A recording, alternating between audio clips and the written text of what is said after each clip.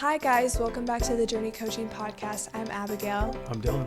And this is Diana Jackson, and we're continuing our conversation. So if you haven't seen the last episode, go back and look there. This episode is going to be talking about when preventative measures do not work. Your life, your journey starts now. Well, I think one of the biggest challenges, and I'm going to bring up IQ, EQ, SQ again. IQ is intellectual quotient, EQ is emotional quotient, and SQ is spiritual quotient. What's quotient mean? Segment, session, area. You can call it container if you want, like a place, an entity in us. But our society spends a lot of time in the IQ. So we're in school at a very young age. You know, Johnny turns 5 and go ahead, go to school, and we're filling our minds with information. And we get a message from the world too on what to do with our emotions, which Dylan, you and I were talking about. Yeah, we justify them, minimize them, shove them, stuff them, bury them. Yeah. I think oftentimes our emotions, especially sadness or anger, sadness in particular, makes other people uncomfortable because sadness in our world denotes weakness. And so nobody wants to be weak in our world. We're taught to be tough. We're taught to rub some dirt in it and just kind of get over it. But we're not really taught how to get over it. We're not really taught how to let something go. And I've got an amazing tool on how to let something go. Let's say something happens to me and I'm a child. Let's say something horrible happens and I'm 8 years old. Now I'm a little bit north of 8. I'm an adult now. But the event that happened to me was very traumatic. And it ended historically in me. Like the event is no longer happening physically. However, there's a part of that event that I've never been able to process through at all. And so it never really ended. There's still a piece of that event that is still happening in my life and contributing to my worldview, my view of me, my relationship patterns oftentimes. And so it has power. You know, when I was going to school to get my mental health counseling degree, a lot of my teachers were handing me coping skills. And in and of themselves, I don't have a problem with coping skills, but a coping skill is putting a lid on my emotional canister. It's a lid. So there's precedence. There's a reason that I should use a coping skill if I'm walking through Walmart and all of a sudden I'm triggered or I hear something or smell something or see something that throws me backwards in time to a place where I was traumatized. It's horrible. Then I need a lid. I'm not going to go sit in the corner of Walmart and try and process through this emotional pain or journal or anything like that. I need a lid at that time. But my frustration with a bunch of lids is it's still doing what our culture is telling us to do, and that is shut up our emotions and lock them down. Very good point. And so I don't want to do that. So this tool that I have to share with you is let's take the lid off and actually get those emotions out and let them go. Because people tell us let it go all the time. They just don't tell us how. So let me give you the premise of what this is. And let me give you an idea of what our brains, 2 parts of our brain that are very involved in this process. And one of them is called the hippocampus. Your hippocampus, and I'm a very visual person, so I imagine this hippopotamus with a pink tutu running around doing filing in my head. That's just me. I was imagining a college campus with a bunch of hippos on it. Okay, go whatever helps you remember whatever hippocampus. Yeah, whatever. This part of your brain is data. It's information. So if somebody has amnesia, somebody has dementia, somebody has Alzheimer's, this part of the brain is damaged in some way or another. It's not holding information. If you have a working hippocampus, it files just fine. How it works, though, is your hippocampus files information based on value. Makes sense, right? My brain thinks whatever Diana's putting value on, she needs to have access to immediately, so it files it up front. If I have, let's say I have a pen in my hand. A pen doesn't have a lot of monetary value. And nobody would say it does, except, let's say my great-great-great-great-grandfather gave me this pen. Now I have an emotion plugged into the pen, and now it has increased value. Now my brain, knowing that, has it filed further up front because I place value on it. Now, what if I have these events that have happened in my life, and they have a power cord of emotions plugged into them, and they're not great events? Well, my brain is still going to file them up front because an emotion is plugged into it. So your emotions are a power cord to events. So that's how important and that's how dynamic our emotions are. They're powerful. They're like dynamite. And so are there things in your life that you need to unplug? You can unplug a traumatic event by taking out the emotion associated with this event. And actually, my brain then just does the rest. It refiles it automatically. It files it further back because I unplug the value, and it automatically refiles. It's amazing. So I can unplug a traumatic event by unplugging the emotion. This is why you have to pay attention to your emotions and how you're feeling. Right. Today, I just worked with a group of people who struggle with addiction, and they all raised their hand when I said, how many of you in this room would acknowledge that your struggles with addiction have a root that you can't deal with your emotions very well, and you are numbing out. You're using substances as a coping mechanism. You're using substances as a lid to shut up your emotions, because you don't know what else to do with them. Nobody's showed you how. So hopefully during this segment, I can share with you how to unplug emotions and actually let go of past traumatic events, which is an amazing thing to do. So Yeah. So I'm super interested, and one question I have is, and the big question is, how do you unplug the emotion? First of all, you have to define it. And let me tell you about another part of your brain that is active in this. So I've got my file cabinet, my hippocampus, but then I've got my amygdala. Oh, I was going to guess that. And my amygdala is very important. My amygdala stands for almond. It's almond shaped. They're buddies, by the way. Hippocampus and amygdala, they talk to each other. But your amygdala is very active in your survival. And so it's fight, flight, or freeze, if many of you have heard of that. The language of your amygdala is, well, my amygdala is like my watchdog. The problem with my watchdog is that it doesn't have a watch. So let's go back to an 8-year-old child that was abused, and that event ended. But let's say I'm an adult walking through Walmart now, and I get triggered. Let's say the abuser was wearing Old Spice, and I smell Old Spice in Walmart. My amygdala is going to throw me back into 8 years old, and I'm going to be re-traumatized in Walmart. It's like I'm experiencing the traumatic event all over again in real time. Absolutely. Your brain thinks that it is. Absolutely. Absolutely. And so we want to avoid those trigger points, but because I've never unhooked it, I've never unplugged the event from an 8-year-old, it still has a power line to that event. And so I really want to unplug it because I don't want, like, Old Spice is not dangerous unless I drink it. Don't drink it. Don't do this at home, kids. That's your only takeaway. Don't drink Old Spice. Don't drink Old Spice. But you can give your watchdog a watch. Your amygdala responds to tapping. A lot of people, especially people who struggle with substance use, oftentimes they have a band around their wrist and they snap the band. Because when they get triggered to use a substance, they snap the band, and it helps them snap out of it.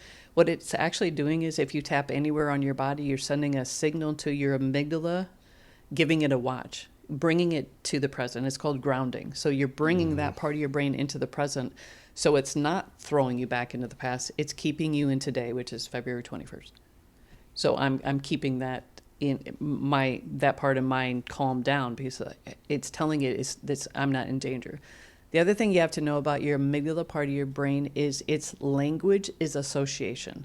So if I'm going to use this little girl that something horrible happened to her at age 8, my amygdala, my survival mechanism in my brain, is gathering up all this information in that moment that this event is happening and logging it as dangerous. That's why Old Spice was on the list. Because this man was wearing Old Spice. It's on the list. And so I'm going to be walking through my life with this list of potential dangers that my amygdala is going to react to. And these things shouldn't be on the list. But my amygdala gathered all these things associated with that event and put them all on the danger list. And so, but the good thing is, if I unplug the trauma, my amygdala also gets not unplugged completely, but it basically I'm sending a message to my amygdala saying, hey, these aren't danger areas anymore. Yeah. I've unplugged it. Old Spice is not dangerous to me anymore. Old You're Spice, good, yeah. we're just going to bring that up a lot, aren't we, Dylan? I mean, I have another story too that's really similar. I mean, on the same line, it's I was talking to somebody the other day that said they smell Pizza Hut. Yeah. And eventually working through it with the therapist, they no longer have that negative association of Pizza Hut smell. Like they can enjoy Pizza Hut now. Fabulous. Yeah. Yep. Smell is one of the most powerful memory getters we have. I mean, the sense of smell is very, very powerful to getting a memory. And I'm like, ooh, then I better do something with that memory I don't want. I always think I was like, sometimes I say, I'm like, oh, it smells like the start of school. And I don't know why, like, it happens randomly. And I'm like, I don't know why that happens, but it's kind of funny. It's interesting. Yep. Yeah. So how does, I like the practical tool of like the tapping on like parts of your body, but how would, like, can you dive in more deep? Like how, are there any more tools that we could use? Well, let me show you how to actually do it, because I've told you about two parts of the brain involved in it, but let me tell you one of the most powerful things you have is your own voice. In fact, your voice has veto power. The most powerful voice you have in this world is your own. I'll tell you how powerful it is. Your voice vetoes God's. Let me tell you how. If you understand who God is love. But my voice is telling me that I'm unlovable. Veto. Mm-hmm. That's how powerful your voice is. So if I wanna let go of an emotion that's in my emotional canister and unplug a traumatic event from my past, I need to speak to my own brain and tell my brain we're unplugging it. So here's how this works. I'll just show you how it works. Let's go back to this 8-year-old child. This 8-year-old child has resentment towards this person that hurt her. Now I'm going to rate this on a scale of 0 to 10. I've never dealt with it, so it's a 10. I have level 10 resentment towards this person who hurt me. I look at resentment as a sword in my hand, and I'm holding onto this weapon, demanding payment from this man who hurt me. Because that's when we're a kid, developmentally, we can't challenge what's going on anyway. And we're going to own more than we should. We're going to blame ourselves for things that we're not culpable for. We're not in charge of what's happening right now. So me holding on to resentment basically is holding a weapon against whoever harmed me and demanding payment for an emotional crime that they cannot pay. So the farthest we can ever get with somebody who has harmed us is them apologizing, them owning it, them taking ownership of what they did and being sorry for it and making amends with me. But that doesn't always happen. So I'm going to spend the rest of my life waiting for a person who hurt me to make amends with me. It's probably not going to happen. So I'm going to stay in this emotional prison waiting for the perpetrator to make amends with me. I don't want to stay in jail that long. I really don't. I don't want to do that. And I also think it's a horrible situation that somebody should sin against me and it'll be a life sentence against me. Like I have to carry somebody else's sin for the rest of my life. It's not fair. And so I don't think that's how it's supposed to be. So if that's not how it's supposed to be, there must be a way to unhook it and let go of it. That's where freedom starts. We're to be walking in freedom, and most of us aren't. So when somebody sins against you, you mean they've done wrong, they've hurt you. Absolutely. They've violated you as a person in some way. Yes, absolutely. They've harmed me, and there's no way, like, if you took $20 from me, you could pay it back. Could I? If you took my bike, maybe you wouldn't, although it has my name on it, Jackson. And if you took my bike, Abigail, you could give it back, right? Yeah. But an emotional crime is different. This is where we need grace. Grace comes in where we fall short. That's what grace is. And so this person who harmed me is never going to be able to undo what they did to me. That's impossible. And so the best that that person can do is make amends. The rest is on me. But let's say he doesn't make amends at all. Then I take the steering wheel in my hands and say, but I can break it off. I can break off what you did to me all on my own. I don't need you. I can do this by unplugging the emotion associated with what you did. So practically, how do I unplug that emotion then? Okay. I mean, I'll just do a whole, we're going to do a workshop right here. Okay. yeah, love it. I'm the person that's still holding on to the crime against me that happened at 8. So what I need to do is the tapping that I'm doing again is keeping my amygdala in this present. So I'm gonna tap anywhere. I prefer over my heart, but I'm just gonna tap, and then I'm gonna speak to my brain. I'm actually gonna.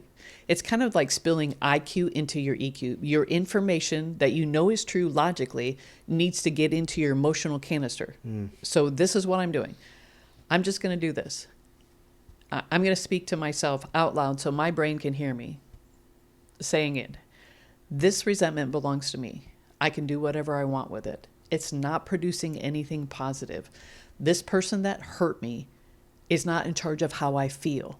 These feelings are mine, and I can do whatever I want with them. They're not producing any positive fruit. They're contributing to poor relationship patterns. They're contributing to me being sad and depressed sometimes.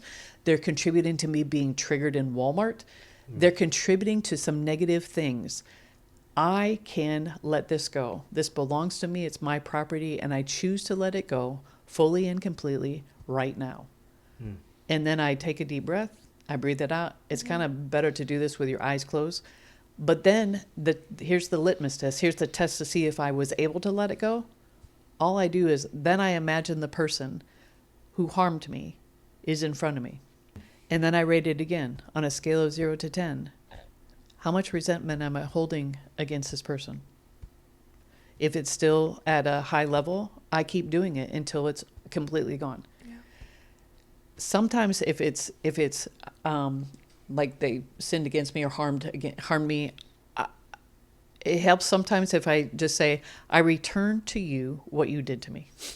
I'm not going to hold it anymore. I've been holding it for a very long time. I've been holding it since I was 8. I'm tired of holding your sin or your hurtful behaviors. They don't belong to me. They belong to you, so I return them to you. Return to sender. I return them all to you. I refuse to carry them one more step. So I'm just going to let that go right now. And you keep doing it until you can get it to 0. Usually I have the person that I'm working with just take a deep breath and blow it out. One of the things that Abigail and Dylan both have talked about in the previous podcast was how it affects us physically. So when they get it down to 0, and you can get it down to 0, I know this seems very simple, by the way. And when I first saw it done, I'm thinking that's so simple it can't work. It is this simple. You can unplug emotions.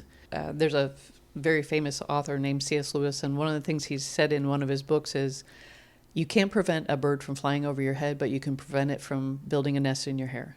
In other words, things are going to happen to us that we can't prevent. We're going to get hurt. Trials and tribulations are going to happen to us. We can't prevent those.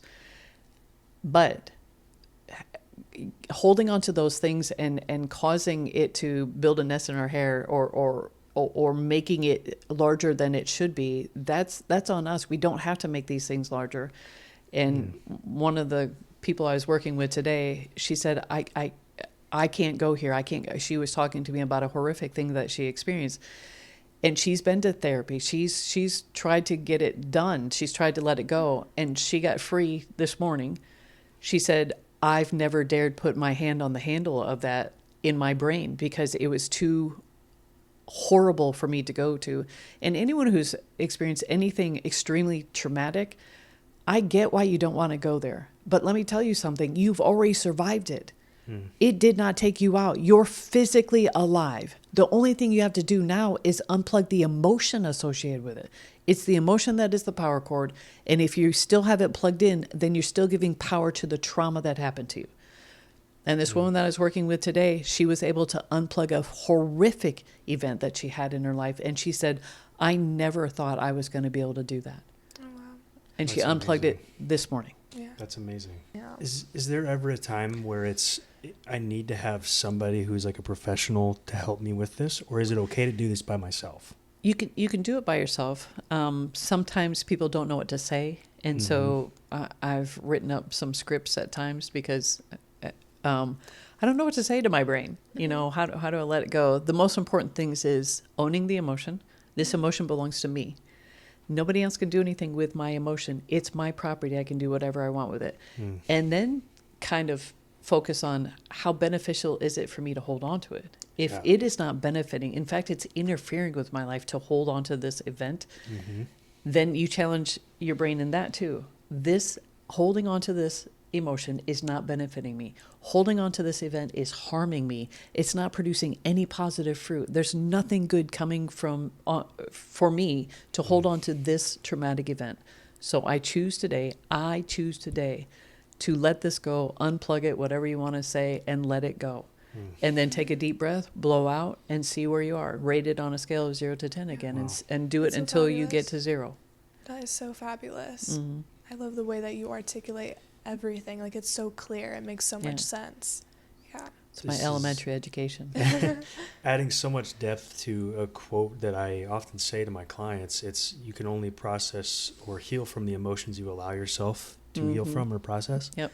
And this is just a very practical way to do that. I mean, it becomes very real, very quick. Like I can actually heal from these emotions and from this trauma that I've experienced. Absolutely. If you guys enjoyed this episode, please give us a like or subscribe, and also leave a comment. We want to have a conversation with you. We want to know what you're feeling, what you're thinking. This is what Journey Coaching is about. So thank you guys for watching. Thank you for listening. Tune in next time and make sure you like and subscribe. Visit us at journeycoaching.org and check us out on Facebook and Instagram. Start your own journey at journeycoaching.org. Your life, your journey starts now.